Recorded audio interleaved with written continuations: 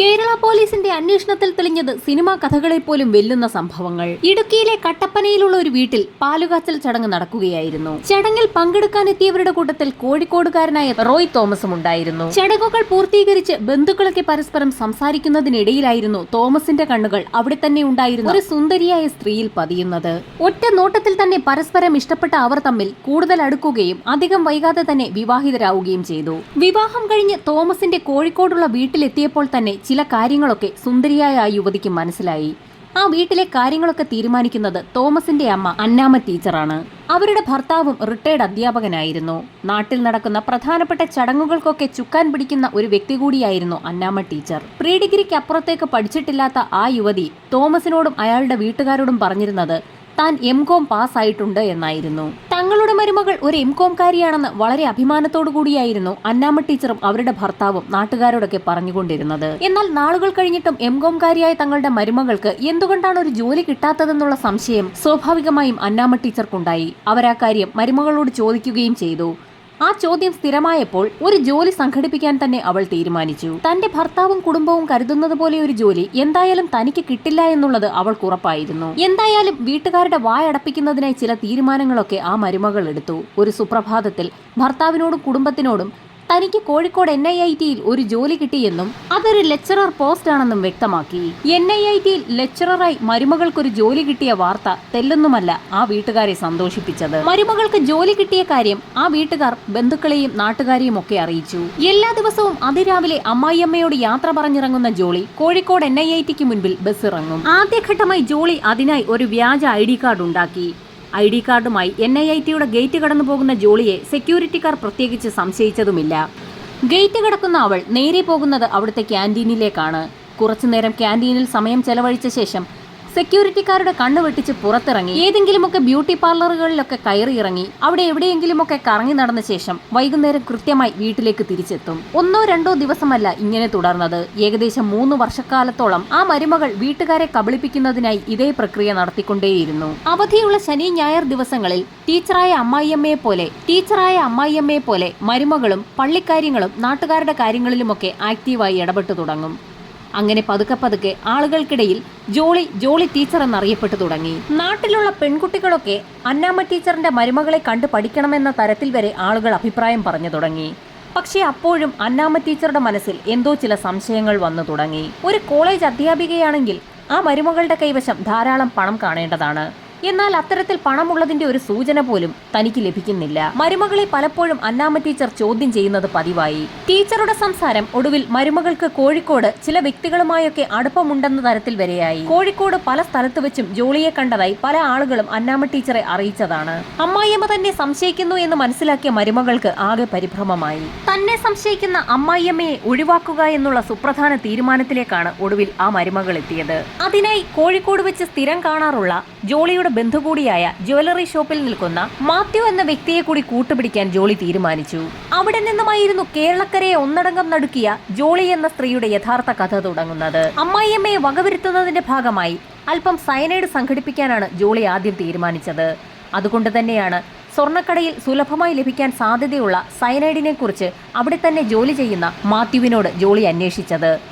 ജോളി അക്കാര്യം പറഞ്ഞു തീർന്നതും കടയിൽ ആഭരണങ്ങളൊക്കെ ഉണ്ടാക്കുന്ന ഒരു വ്യക്തിയായ പ്രിജികുമാറിനെ ജോളിക്ക് അയാൾ പരിചയപ്പെടുത്തി കൊടുത്തു.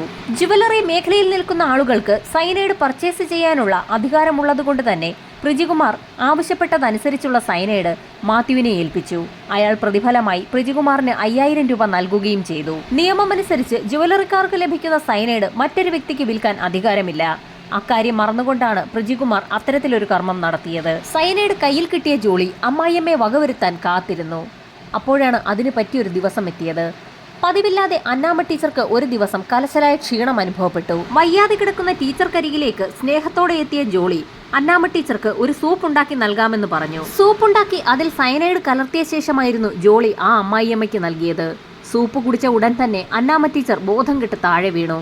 ജോളി ഉടൻ തന്നെ ബന്ധുക്കളെയൊക്കെ വിവരമറിയിക്കുകയും അന്നാമ്മ ടീച്ചറെ ആശുപത്രിയിൽ എത്തിക്കുകയും ചെയ്തെങ്കിലും അവർ മരണപ്പെട്ടു എന്നുള്ള വിവരമായിരുന്നു ഡോക്ടർ പങ്കുവച്ചത്. ഹാർട്ട് അറ്റാക്ക് മൂലം അന്നാമ്മ ടീച്ചർ മരിച്ചു എന്നുള്ളൊരു വിവരമാണ് അവിടെയൊക്കെ പരന്നത്.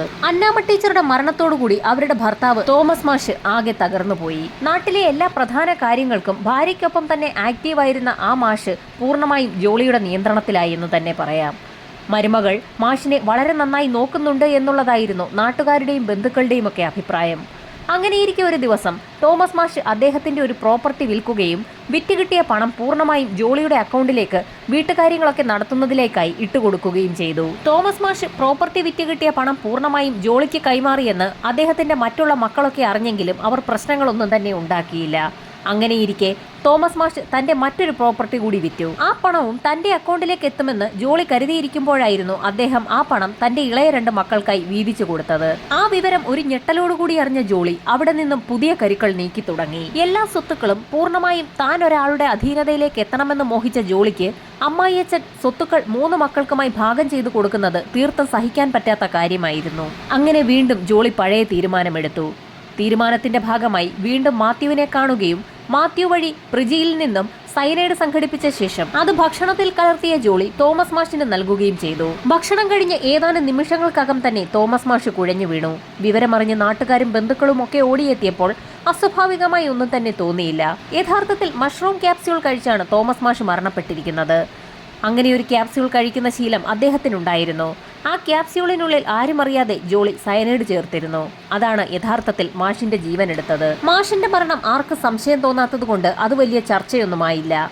അങ്ങനെ മാഷിന്റെ മരണാനന്തര ചടങ്ങുകൾക്ക് ശേഷം ഏതാനും ദിവസങ്ങൾ കഴിഞ്ഞ് ജോളി വീണ്ടും പഴയതുപോലെ ജോലിക്ക് പോയി തുടങ്ങി. പിന്നീടുള്ള ഓരോ ദിവസവും പൊന്നാമറ്റം വീടും അതിനോട് ചേർന്നുള്ള പ്രോപ്പർട്ടികളും എങ്ങനെ സ്വന്തമാക്കാമെന്നുള്ള ഒരേ ഒരു ചിന്ത മാത്രമായിരുന്നു ജോളിക്കുണ്ടായിരുന്നത്. മാഷും ടീച്ചറും മരിക്കുന്നതിന് മുൻപ് സ്വത്തുക്കൾ മക്കൾക്ക് എഴുതി വെച്ചിട്ടില്ലായിരുന്നു. അതുകൊണ്ട് തന്നെ സ്വാഭാവികമായും ആ വീടിനെക്കുറിച്ചും മറ്റ് പ്രോപ്പർട്ടികളെക്കുറിച്ചുമൊക്കെ ജോളി ഭർത്താവ് റോയ് തോമസിനോട് സംസാരിച്ചു തുടങ്ങി. സ്വത്തുക്കളെല്ലാം റോയിയുടെ പേരിലേക്ക് മാത്രമായി മാറ്റണമെന്നുള്ള ജോളിയുടെ ആവശ്യത്തെ ആദ്യമൊക്കെ അയാൾ എതിർത്തു. അനുജനും അനുജത്തിക്കും കൂടി സ്വത്തുക്കൾ വീതം വെച്ച് നൽകണമെന്നുള്ള പക്ഷമായിരുന്നു റോയ് തോമസിനുള്ളത്. അച്ഛന്റെയും അമ്മയുടെയും മരണശേഷം റോയ് തോമസ് പതുക്കെ ഒരു മദ്യപാനിയായി മാറിക്കഴിഞ്ഞിരുന്നു. പിന്നീട് ആ വീട്ടിൽ നടക്കുന്ന പല കാര്യങ്ങൾ പോലും അയാൾ ശ്രദ്ധിക്കാതെയായി. റോയ് തനിക്കൊരു ബുദ്ധിമുട്ടാകുമെന്ന് മനസ്സിലാക്കിയ ജോളി അങ്ങനെ ഒരു തീരുമാനമെടുത്തു. ആ തീരുമാനത്തിന് ഫലം കാണുന്നത് ഏതാനും ദിവസങ്ങൾക്ക് ശേഷമാണ്.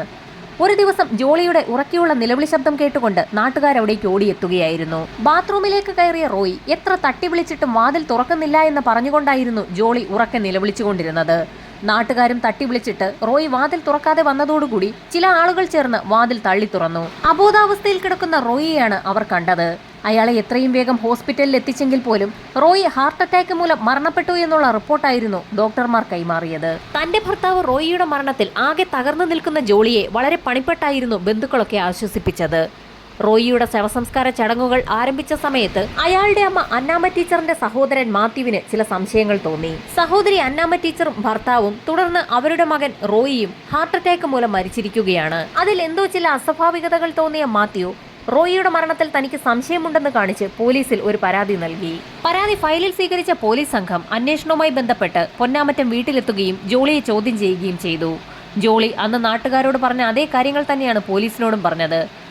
റോയ്ക്ക് വേണ്ടി ഭക്ഷണം ഉണ്ടാക്കിക്കൊണ്ടിരിക്കുന്നതിനിടയിലായിരുന്നു അയാൾ അന്ന് ബാത്റൂമിലേക്ക് കയറിയത്. ഒരുപാട് സമയം കഴിഞ്ഞിട്ടും റോയിയെ പുറത്തേക്ക് കാണാത്ത സാഹചര്യത്തിൽ വാതിലിൽ തട്ടി വിളിച്ചപ്പോൾ അയാൾ വാതിൽ തുറക്കാതെ വന്നതും ആ സമയത്ത് താൻ നാട്ടുകാരെ വിവരമറിയിക്കുകയായിരുന്നു എന്നുള്ള കാര്യവുമൊക്കെ ജോളി പോലീസുകാരോട് പറഞ്ഞു. തന്റെ റോയിച്ചൻ അന്ന് ഉച്ചയ്ക്ക് ശേഷം ഭക്ഷണമൊന്നും കഴിച്ചിട്ടില്ലായിരുന്നു എന്ന് ഒരു വിതുമ്പലോടുകൂടി ജോളി പറഞ്ഞു തീർത്തു. ഈ സമയത്തായിരുന്നു റോയിയുടെ പോസ്റ്റ്മോർട്ടം റിപ്പോർട്ട് പുറത്തു വരുന്നത്. പോസ്റ്റ്മോർട്ടം റിപ്പോർട്ടിൽ റോയിയുടെ ശരീരത്തിൽ സയനൈഡ് വിഷം കലർന്നിട്ടുണ്ടെന്നുള്ള ഡോക്ടർമാരുടെ കണ്ടെത്തൽ എല്ലാവരെയും ഞെട്ടിക്കുന്നത് തന്നെയായിരുന്നു. റോയിയുടെ അമിതമായ മദ്യപാനം മൂലം ആ കുടുംബം തീർത്തും കടക്കണിയിലായിരുന്നു എന്നും ഒരുപക്ഷെ മദ്യത്തിൽ സയനൈഡ് കലർത്തി റോയി കഴിച്ചതാകാമെന്നും ജോളി തന്നെ പോലീസുകാരോടും നാട്ടുകാരോടുമൊക്കെ സംശയം പറഞ്ഞു. റോയിയുടെ മദ്യപാനം നാട്ടുകാർക്കും ബന്ധുക്കൾക്കുമൊക്കെ വളരെ വിശദമായി തന്നെ അറിയാവുന്ന ഒരു കാര്യമായിരുന്നു. അതുകൊണ്ട് തന്നെ ജോളി പറയുന്നത് സത്യമായിരിക്കാമെന്ന് എല്ലാവരും കരുതി. അങ്ങനെ വിശ്വസിച്ച് ആ മരണം പിന്നീട് ആരും അധികം ചർച്ച ചെയ്തില്ല. എന്നാൽ റോയിയുടെ അമ്മാവൻ മാത്യു തന്നെ സംശയിക്കുന്നതായി ജോളിക്ക് മനസ്സിലായി. മാത്യുവിനെ വകവരുത്താൻ തന്നെ ജോളി തീരുമാനിച്ചു. അങ്ങനെയിരിക്കെ ഒരു ദിവസമാണ് റോയിയുടെ അനുജൻ തങ്ങളുടെ സ്ഥലത്തിന്റെ കരം തീർക്കുന്നതിനായി വില്ലേജ് ഓഫീസിലെത്തിയത്. കരമടയ്ക്കുന്നതിനായി വില്ലേജ് ഓഫീസിലെത്തിയ റോയിയുടെ അനുജൻ തീർത്തും ഞെട്ടിപ്പോയി. അവരുടെ സ്വത്തുക്കൾ പൂർണ്ണമായും ജോളിയുടെ പേരിലേക്ക് മാറ്റിയിരിക്കുന്നു എന്നുള്ള കാര്യം വില്ലേജ് ഓഫീസിൽ നിന്നും അയാൾ അറിഞ്ഞു. നടുങ്ങിപ്പോയ റോയിയുടെ സഹോദരൻ ഉടൻ തന്നെ ആ വിവരം അയാളുടെ സഹോദരിയെയും അറിയിച്ചു. വിവരമറിഞ്ഞ സഹോദരി അവിടേക്ക് എത്തുകയും ഇരുവരും ചേർന്ന് വില്ലേജ് ഓഫീസിൽ ഒരു പരാതി നൽകുകയും ചെയ്തു.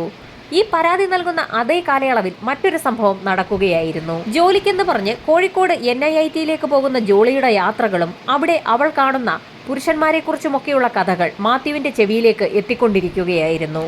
ആ കഥകളൊക്കെ അറിഞ്ഞ മാത്യു അക്കാര്യം ജോളിയോട് ചോദിക്കുകയും ചെയ്തു. ജോളി ഉടൻ തന്നെ ഒരു കുറ്റസമ്മതവും നടത്തി.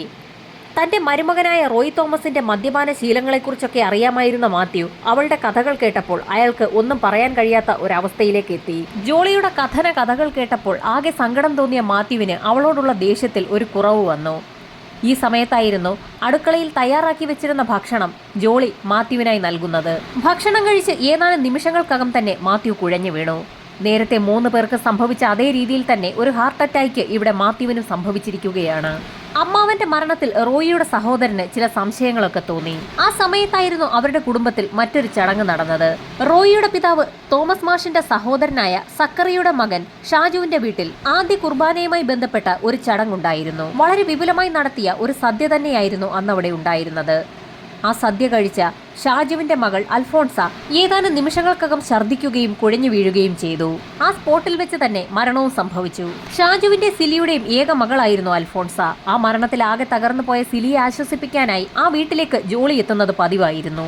സിലിയുടെ എല്ലാ കാര്യങ്ങളും നോക്കുന്ന അവരുടെ സ്വന്തം സഹോദരിയെ പോലെ തന്നെ ജോളി അഭിനയിച്ചു തുടങ്ങി. മകൾ മരിച്ച സങ്കടത്തിൽ ഡിപ്രഷനിലേക്ക് പോയ സിലിയോട് ഒരു ഡോക്ടറെ കാണണമെന്ന് ജോളി ആവശ്യപ്പെട്ടു. ജോളിയുടെ നിർദ്ദേശപ്രകാരം അവരിരുവരും കൂടി ഒരു നഴ്സിംഗ് ഹോമിലേക്കാണ് പോയത്. ഡോക്ടർ വിളിക്കുന്നതും കാത്ത് അവർ ഇരുവരും പുറത്തു തന്നെയിരുന്നു. ഈ സമയത്തായിരുന്നു സിലിക്ക് ഒരു ക്ഷീണം അനുഭവപ്പെട്ടത്. സിലിക്ക് നല്ല ക്ഷീണമുണ്ടെന്ന് മനസ്സിലാക്കിയ ജോളി അവളുടെ കൈവശമുണ്ടായിരുന്ന ഒരു മഷ്റൂം ടാബ്ലറ്റ് ക്ഷീണം അകറ്റുന്നതിന് നല്ലതാണെന്ന് പറഞ്ഞുകൊണ്ട് സിലിക്ക് കൊടുത്തു. ജോളിയുടെ വാക്ക് വിശ്വസിച്ച് ആ ടാബ്ലറ്റ് കഴിച്ച സിലി ഏതാനും നിമിഷങ്ങൾക്കകം തന്നെ അവിടെ കുഴഞ്ഞു വീണു. സിലി കുഴഞ്ഞു വീണ ഉടൻ തന്നെ ജോളി നിലവിളിച്ചുകൊണ്ട് ആളുകളെയൊക്കെ വിളിച്ചുകൂട്ടി. അവിടേക്ക് ഓടിയെത്തിയ ഡോക്ടർ സിലിയെ പരിശോധിച്ച ശേഷം സിലിക്ക് മരണം സംഭവിച്ചു എന്നുള്ള കാര്യം മറ്റുള്ളവരെ അറിയിച്ചു. ശരിക്കും മകൾ മരിച്ച ദുഃഖത്തിൽ ഡിപ്രഷനിലായിരുന്ന സിനി നഴ്സിംഗ് ഹോമിന് പുറത്തിരുന്ന സമയത്ത് കുഴഞ്ഞു വീണ് മരിച്ചു എന്നുള്ളതിൽ ആർക്കും അസ്വാഭാവികത ഒന്നും തന്നെ തോന്നിയില്ല. അതുകൊണ്ട് തന്നെ സിലിയുടെ മരണം ചർച്ചയാക്കപ്പെട്ടില്ല. പൊന്നാമറ്റം തറവാടുമായി ബന്ധപ്പെട്ട് 6 പേരുടെ മരണമാണ് ഇപ്പോൾ സംഭവിച്ചിരിക്കുന്നത്. അങ്ങനെ ഏതാനും നാളുകൾക്ക് ശേഷം ജോളിയെ സിലിയുടെ ഭർത്താവ് ഷാജു വിവാഹം ചെയ്തു. ഭാര്യയും മകളും മരിച്ച ഷാജുവിന് ശരിക്കും ഒരു ആശ്വാസമായിരുന്നു ജോളിയുമായുള്ള വിവാഹം. ഈ സമയത്തായിരുന്നു ജോളിയുടെ ആദ്യ ഭർത്താവ് റോയിയുടെ സഹോദരൻ റോജോ വിവരാവകാശ നിയമപ്രകാരം ഒരു കാര്യം തിരക്കുന്നത്. റോയിയുടെ മരണവുമായി ബന്ധപ്പെട്ടുള്ള പോസ്റ്റ്മോർട്ടം റിപ്പോർട്ട് ഒന്ന് കാണണമെന്നുള്ളത് വളരെ നാളുകൊണ്ട് അയാൾ അന്വേഷിക്കുന്ന കാര്യമാണ്. ആ റിപ്പോർട്ട് നൽകുന്നതിന് ജോളി വിസമ്മതിച്ച കാരണം കൊണ്ടായിരുന്നു വിവരാവകാശ നിയമപ്രകാരം റോജോ ആ റിപ്പോർട്ട് സംഘടിപ്പിക്കുന്നതിന് തീരുമാനിച്ചത്. ഒടുവിൽ വിവരാവകാശ നിയമപ്രകാരം റോജോയുടെ കൈകളിലേക്ക് ആ റിപ്പോർട്ട് ലഭ്യമായി. ആ റിപ്പോർട്ടിലൂടെ കടന്നുപോയ റോജോയ്ക്ക് പെട്ടെന്നാണ് ഒരു സംശയം തോന്നിയത്. റോയിയുടെ മരണം സംഭവിച്ച ദിവസത്തെ എല്ലാ കാര്യങ്ങളും അന്ന് ജോളി അവരോടൊക്കെ വിശദമായി തന്നെ പറഞ്ഞിരുന്നതാണ്. അവർ പറഞ്ഞ ഒരു കാര്യം അന്ന് റോജോ പ്രത്യേകം ശ്രദ്ധിച്ചിരുന്നു. അന്നേ ദിവസം റോയി ഒരാഹാരവും കഴിച്ചിരുന്നില്ല എന്ന് ജോളി അവിടെ കൂടിയ ആളുകളോടൊക്കെ പറഞ്ഞിരുന്നു. എന്നാൽ പോസ്റ്റ്മോർട്ടം റിപ്പോർട്ട് അനുസരിച്ച് മരണപ്പെടുന്നതിന് ഏതാനും നിമിഷങ്ങൾക്ക് മുൻപ് തന്നെ റോയി ഭക്ഷണം കഴിച്ചിട്ടുണ്ട്. ആ വിവരം മനസ്സിലാക്കിയ റോജോ ഉടൻ തന്നെ ആ വിവരം അവരുടെ സഹോദരിയെയും അറിയിച്ചു. അപ്പോഴാണ് ആ സഹോദരങ്ങൾ മറ്റൊരു കാര്യം ശ്രദ്ധിക്കുന്നത്. അവരുടെ അമ്മ അന്നമ്മ ടീച്ചർ, അച്ഛൻ തോമസ് മാഷ്, സഹോദരൻ റോയി, അമ്മാവൻ മാത്യു, അവരുടെ ഇളയപ്പന്റെ മകൾ അൽഫോൺസ, ആ കുട്ടിയുടെ അമ്മ സിലി എന്നീ 6 പേർ മരണപ്പെടുമ്പോഴും അവരുടെ എല്ലാം അരികിൽ ആ സമയത്തുണ്ടായിരുന്ന ഒരേ ഒരു വ്യക്തി ജോളിയാണ്. 6 മരണങ്ങൾ സംഭവിച്ച സമയത്ത് ജോളി തന്നെയായിരുന്നു ആളുകളെ വിളിച്ചു വരുത്തിയത്. റോജോയും സഹോദരിയും ഒരു പരാതി തയ്യാറാക്കി റൂറൽ SP സമർപ്പിച്ചു. അവർ പറഞ്ഞ കാര്യങ്ങളൊക്കെ കേട്ടപ്പോൾ SP ചില സംശയങ്ങളൊക്കെ തോന്നി. ഒരു കുടുംബത്തിൽ ഹാർട്ട് അറ്റാക്ക് വന്ന് 6 പേർ മരിച്ചിരിക്കുകയാണ്. 6 പേരുടെയും മരണസമയത്ത് ആ സ്പോട്ടിലുണ്ടായിരുന്ന ഒരേ ഒരു വ്യക്തി ജോളി മാത്രമാണ്. 6 മരണങ്ങളിലും സംശയം തോന്നിയ പോലീസ് സംഘം കല്ലറകളൊക്കെ വീണ്ടും തുറന്ന് ഒരു പരിശോധന നടത്താൻ തീരുമാനിച്ചു. സംശയത്തിന്റെ പേരിൽ റോയിയുടെ മൃതദേഹം മാത്രമായിരുന്നു അന്ന് പോസ്റ്റ്മോർട്ടം നടത്തിയിരുന്നത്. ബാക്കിയുള്ള 5 മൃതദേഹങ്ങളും കല്ലറകൾ തുറന്ന് പുറത്തെടുത്ത് പോസ്റ്റ്മോർട്ടം നടത്തി. കാലപ്പഴക്കം കൊണ്ട് എല്ലാ ബോഡികളും കറുത്ത് കരിക്കട്ട പോലെ ആയിരുന്നെങ്കിൽ പോലും പോസ്റ്റ്മോർട്ടം നടത്തിയതിൽ നിന്നും എല്ലാ ബോഡികളിൽ നിന്നും സയനൈഡിന്റെ അംശം കണ്ടെത്താൻ കഴിഞ്ഞു. 6 മൃതശരീരങ്ങളിലും സയനൈഡിന്റെ അംശം കണ്ടെത്തിയതോടുകൂടി സംശയിക്കപ്പെട്ട വ്യക്തിയായ ജോളിയിലേക്ക് തന്നെ പോലീസ് അന്വേഷണം കേന്ദ്രീകരിച്ചു. എല്ലാ ദിവസവും കൂടത്തായിയിൽ നിന്നും കോഴിക്കോട് NIITയിലേക്ക് വർക്ക് ചെയ്യുന്നതിനായി അവിടെ നിന്ന് പുറപ്പെടുന്ന ജോളി ടീച്ചർ യഥാർത്ഥത്തിൽ ഒരു ടീച്ചറല്ല, അവരവിടെ വർക്ക് ചെയ്യുന്നില്ല എന്നുള്ള വിവരമായിരുന്നു പോലീസ് അന്വേഷണത്തിൽ ആദ്യം തെളിഞ്ഞത്. അങ്ങനെയൊരു സ്റ്റാഫ് അവിടെ വർക്ക് ചെയ്യുന്നില്ല എന്ന് കോളേജ് അധികൃതർ വ്യക്തമാക്കി. അന്വേഷണം ഊർജിതമാക്കിയതിന് പിന്നാലെ ജോളിക്ക് സയനൈഡ് നൽകിയ മാത്യുവും പ്രിജികുമാറും അതിനു പുറമെ കള്ളപ്രമാണം ഉണ്ടാക്കുന്നതിന് കൂട്ടുനിന്ന ആളുകളുമൊക്കെ അറസ്റ്റിലായി. അന്നമ്മ ടീച്ചറെ കൊലപ്പെടുത്തുന്നതിന് വേണ്ടിയായിരുന്നു ആദ്യം പ്രിജികുമാറിന്റെ കയ്യിൽ നിന്നും സയനൈഡ് വാങ്ങി മാത്യു ജോളിക്ക് നൽകുന്നത്. എന്നാൽ രണ്ടാമത്തെ തവണ ജോളി വീണ്ടും സയനൈഡ് ആവശ്യപ്പെട്ടപ്പോൾ മാത്യു അത് പ്രിജികുമാറിനോട് ചോദിച്ചെങ്കിലും അയാൾ നൽകാൻ വിസമ്മതിച്ചു. അങ്ങനെയാണ് പ്രിജികുമാറും ജോളിയും തമ്മിൽ അടുപ്പത്തിലാകുന്നത്. അവർ തമ്മിൽ ഒരു അവിശുദ്ധ ബന്ധമുണ്ടായിരുന്നു എന്നുള്ള റിപ്പോർട്ടുകളാണ് പിന്നീട് പുറത്തു വന്നത്. ഇത്രയും കൊലപാതകങ്ങൾ നടത്തിയിട്ടും ജോളിയെ ആർക്കും സംശയം തോന്നിയില്ല. റോയിയുടെ പോസ്റ്റ്മോർട്ടം റിപ്പോർട്ട് വായിച്ചു നോക്കിയ സഹോദരൻ റോജോയ്ക്ക് സംശയം തോന്നാൻ തന്നെ കാരണം ജോളി അന്ന് നടന്ന സംഭവങ്ങൾ പറഞ്ഞതിന്റെ കൂട്ടത്തിൽ അനാവശ്യമായി പറഞ്ഞ ഒരു കാര്യമായിരുന്നു. അന്ന് റോയ് ഭക്ഷണമൊന്നും കഴിച്ചിട്ടില്ലായിരുന്നു എന്ന് ജോളി വെറുതെയൊന്ന് പറഞ്ഞതാണ് ഈ കേസിൽ നിർണായകമായ വഴിത്തിരിവായത്. കേസിൽ ഇപ്പോഴും കോടതിയിൽ വിചാരണ തുടരുകയാണ്.